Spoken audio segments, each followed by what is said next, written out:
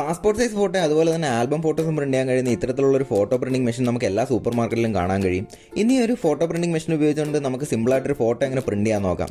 ആദ്യം തന്നെ ലാംഗ്വേജ് ഞാൻ അവിടെ ഇംഗ്ലീഷ് ആക്കുന്നുണ്ട്. പിന്നെ വരുന്ന QR കോഡ് നമ്മളെ ഫോണിന്റെ ലെൻസ് ഉപയോഗിച്ചുകൊണ്ടൊന്ന് സ്കാൻ ചെയ്യുക. ആ URL ഓപ്പൺ ആക്കുമ്പോൾ തന്നെ അവരുടെ ടേംസ് ആൻഡ് കണ്ടീഷൻസ് ആക്സെപ്റ്റ് ചെയ്യുക. അതിനുശേഷം നമുക്ക് അവിടെ കാണുന്ന ആ ഒരു ആഡ് ഫോട്ടോസിൽ നിന്ന് നമുക്ക് ആവശ്യമുള്ളൊരു ഫോട്ടോ സെലക്ട് ചെയ്യാം.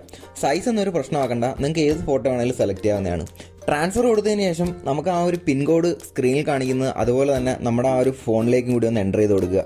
ഇതിൽ സെക്യൂരിറ്റിയെക്കുറിച്ചൊന്നും ആരും വലുതായിട്ട് ബോധറാവേണ്ട കാര്യമില്ല. ആ ഒരു ഫോട്ടോ മാത്രമേ അവിടെ ട്രാൻസ്ഫർ ആവുന്നുള്ളൂ. ശേഷം വരുന്ന വിൻഡോയിൽ നിന്ന് നമുക്ക് ആവശ്യമായിട്ടുള്ള ഡിസൈൻ നമുക്ക് അവിടെ സെലക്ട് ചെയ്യാം. ഇവിടെ പല സൈസിൽ ഫോട്ടോ പ്രിന്റ് ചെയ്യാൻ കഴിയും.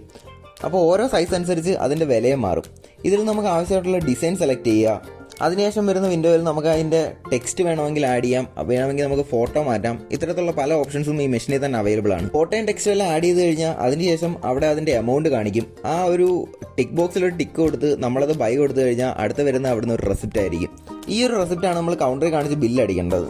ഇതിപ്പോൾ ഞാനൊരു സാധാ ആൽബം ഫോട്ടോ മാത്രമാണ് പ്രിന്റിങ്ങിന് വേണ്ടിയിട്ട് കൊടുത്തേക്കുന്നത്. അതുപോലെ പാസ്പോർട്ട് സൈസ് ഫോട്ടോ എങ്ങനെ പ്രിന്റ് ചെയ്യാന്നുള്ള മറ്റൊരു വീഡിയോ ഞാൻ ചെയ്യുന്നതായിരിക്കും. അപ്പോൾ നാട്ടിൽ നിന്ന് ഇങ്ങോട്ട് വരുന്നവർ ഒരുപാട് ഫോട്ടോയൊന്നും നാട്ടിൽ നിന്ന് കൊണ്ടുവരണ്ട. ഈ ഒരു മെഷീൻ ഉപയോഗിച്ചുകൊണ്ട് വളരെ കുറഞ്ഞ ചിലവ് ഇവിടുന്ന് തന്നെ നമുക്ക് ഫോട്ടോ പ്രിന്റ് ചെയ്തെടുക്കാവുന്നേ ഉള്ളൂ. അപ്പോൾ ഇതാണ് നമ്മുടെ ഫോട്ടോ. അത്യാവശ്യം നല്ല ക്വാളിറ്റിയിൽ തന്നെയാണ് ഈ ഒരു ഫോട്ടോ കിട്ടുന്നത്. അപ്പോൾ ഇതുപോലെ അടുത്തൊരു വീഡിയോ ആയിട്ട് നമുക്ക് വീണ്ടും കാണാം.